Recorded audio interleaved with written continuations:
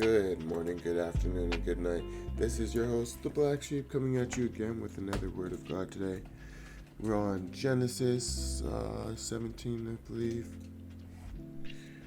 Make sure you guys check out the link in the description below.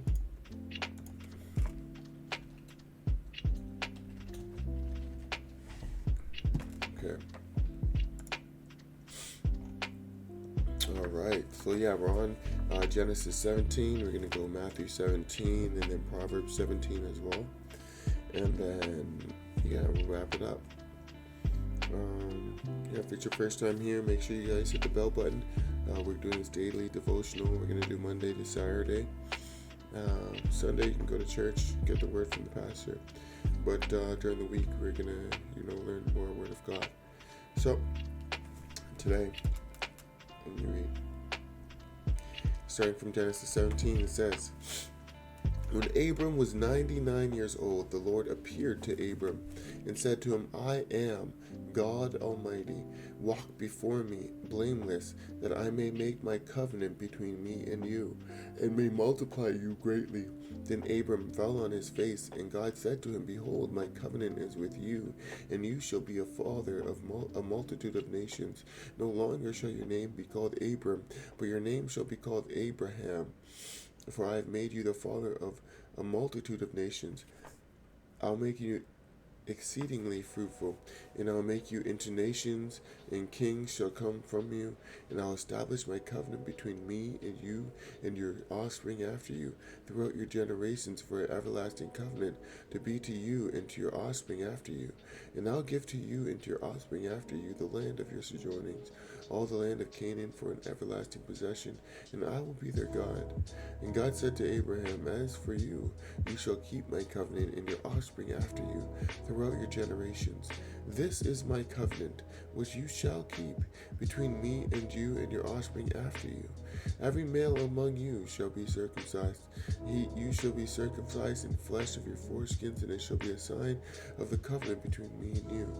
He who is 8 days old among you shall be circumcised, every male through your generations, whether born in your house or bought with your money from any foreigner who is not of your offspring. Both he who is born in your house and he who is bought with your money shall surely be circumcised. So shall my covenant be in your flesh for an everlasting covenant. Any uncircumcised male who is not circumcised in the flesh of his foreskin shall be cut off from his people. He has broken my covenant. And God said to Abram, As for Sarai your wife, you shall not call her name Sarai, but Sarah shall be her name. I will bless her, and moreover I will give you a son by her. I will bless her, and she shall become nations. Kings of peoples shall come from her. Then Abram fell on his face and laughed, and said to himself, Shall a child be born to a man who is 100 years old? So shall Sarah, who is 90 years old, bear a child? And Abram said, O God, that Ishmael might live before you. God said, No, but Sarah your wife shall bear you a son, and you shall call his name Isaac. I will establish my covenant with him as an everlasting covenant for his offspring after him. As for Ishmael, I have heard you. Behold, I have blessed him, and will make him fruitful, and multiply him greatly. He shall father 12 princes, and I'll make him a great nation. And I'll establish my covenant with Isaac, in whom Sarah shall bear to you at this time next year. When he finished talking with him, God went up from Abraham. Then Abraham took Ishmael his son, and all those born in his house, and were bought with his money. Every male among the men of Abraham's house, and circumcised the flesh of their foreskins that very day, as God had said to him. Abram was 99 years old when he was circumcised in the flesh of his foreskin. Ishmael his son was 13 years old when he was circumcised in the flesh of his foreskin. That very day Abraham and his son Ishmael were circumcised, and all the men of his house, those born in the house, and those brought with money from a foreigner, were circumcised with him. Let's go to Matthew 17.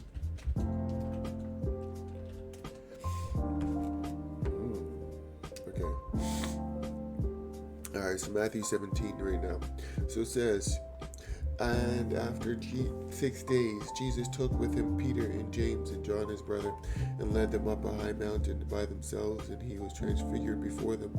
His face shone like the sun, and his clothes became white as light. And behold, there appeared to them Moses and Elijah talking with him. And Peter said to Jesus, Lord, it is good that we are here. If you wish, I will make 3 tents here, one for you, one for Moses, one for Elijah. And he was still speaking when, behold, a bright cloud overshadowed them. And a voice from the cloud said, This is my beloved Son, with whom I am well pleased. Listen to him. When the disciples heard this, they fell on their faces and were terrified. And when Jesus came and touched them, saying, Rise and have no fear. And when they lifted up their eyes, they saw no one but Jesus only. And as they were coming down the mountain, Jesus commanded them, Tell no one the vision until the Son of Man is raised from the dead. And the disciples asked him, Then why do the scribes say that Elijah first must come? He answered, Elijah does come, and he will restore all things. But I tell you that Elijah has already come, and they do not recognize him. But they did to him whatever they pleased. So also the Son of Man will certainly suffer at their hands. The disciples understood that he was speaking to them of John the Baptist. And when they came to the crowd, a man came up to him, kneeling before him, saying, He said, Lord, have mercy on my son, for he has seizures and suffers terribly. For often he falls into the fire and often into the water. I brought him to your disciples, and they could not heal him. But Jesus answered, O faithless and twisted generation, how long am I to be with you? How long am I to bear with you? Bring him here. And Jesus rebuked the demon, and it came out of him, and the boy was healed instantly. Then the disciples came to Jesus privately and said, Why could we not cast it out? He said to them, Because of your little faith. For truly I say to you, if you have faith like a grain of mustard seed, you will say to this mountain, Move from here to there, and it will move, and nothing will be impossible for you. You didn't have enough faith. And as they were gathering in Galilee, Jesus said to them, Son of Man, is about to be delivered into the hands of men, and they will kill him, and he will be raised on the 3rd day. And they were greatly distressed. And when they came to Capernaum, the tax collectors of the 2 drachma tax went up to Peter and said, Does your teacher not pay the tax? He said, Yes. When he came into the house, Jesus spoke to him first, saying, What do you think, Simon? From whom do kings of the earth take toll or tax? From their sons or from others? And he said, From others. He said to him, Then the sons are free. However, not to give offense to them. From whom do kings of the earth take toll or tax? The kings of the earth, the son of the earth, or from their sons or from others? Oh, he said, From others. Jesus said to him, Then the sons are free. So he's a son, so he's free. However, not to give offense to them, go to the sea and cast a hook and take the first fish that comes up. And when you open its mouth, you will find a shekel. Take that and give it to them, for me and for yourself. Wow. That's faith right there. To say something like that, and it to come to pass, and that's true. Wow. He has great faith. That means nothing is impossible for him. He said something that, people say that it's impossible, but it's possible for Jesus. He just told him to go to cast his thing to catch the first fish that he catch. Open its mouth and there's gonna be money in it. Went for it and did it. There was. It's awesome. So we're on Proverbs 17 now. It says, Better is a dry morsel with quiet than a house full of feasting with strife. A servant who deals wisely will rule over a son who acts shamefully, and will share the inheritance as one of the brothers. The crucible is for silver, and the furnace is for gold, and the Lord tests hearts. An evildoer listens to wicked lips, and a liar gives ear to a mischievous tongue. Whoever mocks the poor insults his maker, and who is glad at calamity will not go unpunished. Grandchildren are the crown of the aged, and the glory of children is their fathers. Fine speech is not becoming to a fool, still less is false speech to a prince. A bribe is like a magic stone in the eyes who give it. Wherever he turns, he prospers. Whoever covers an offense seeks love, but he who repeats a matter separates close friends. A rebuke goes deeper into a man of understanding than 100 blows into a fool. An evil man seeks only rebellion, and a cruel messenger will be sent against him. Let a man meet a she-bear robbed of her cubs rather than a fool in his folly. If she returns evil for good, evil will not depart from his house. If anyone, returns evil for good, evil will not depart from his house. The beginning of strife is like letting out water, so quit before the quarrel breaks out.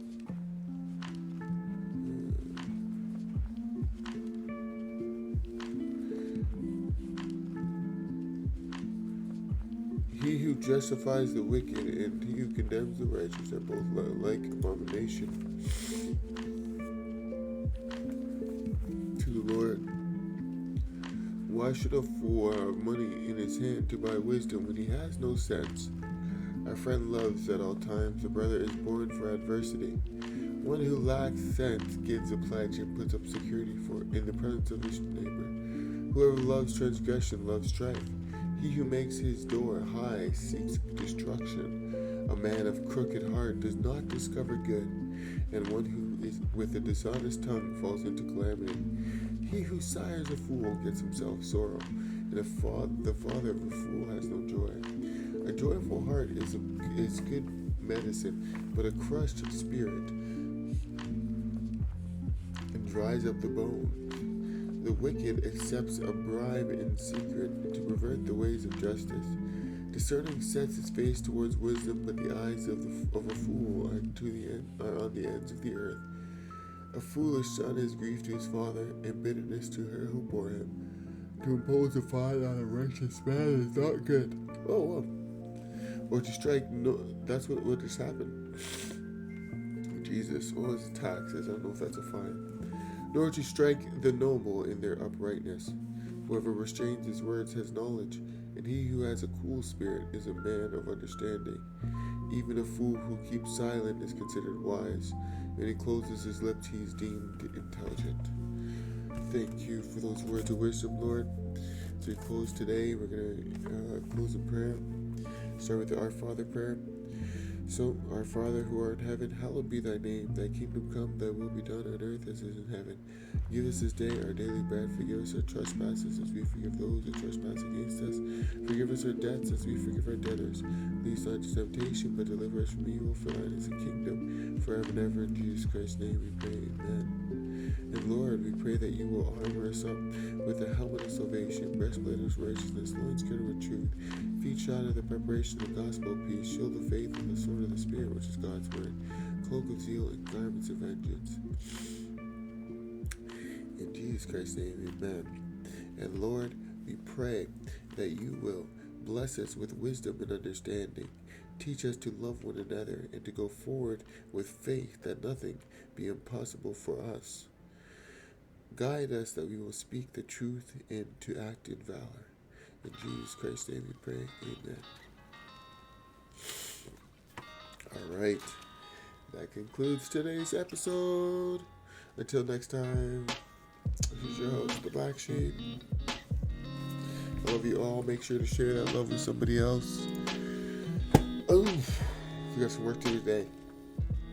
Alright. God bless you. In Jesus Christ's name, amen. And I hope you have a great day. Till next time, it's your host, the Black Sheep. Over.